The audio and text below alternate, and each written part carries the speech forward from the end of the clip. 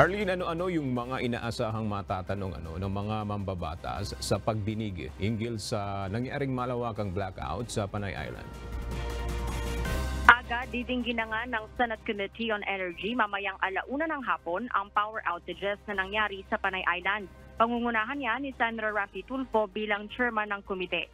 Bukod sa naging sanhi ng blackout sa ilang bahagi ng Western Visayas, ilang issue rin ang inaasahang tatalakayin ng Senate panel. Kabilang narito ang operasyon at umano'y naging lapses o kapalpakan ng National Grid Corporation of the Philippines o NGCP, pati na ang delayed transmission projects nito.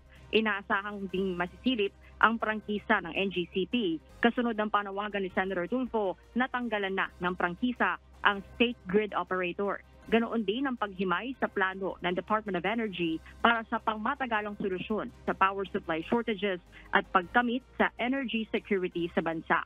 Aga, sa ngayon, kinukumpirma pa natin kung sino-sino yung mga opisyal at resource person na dadalo sa pagdinig.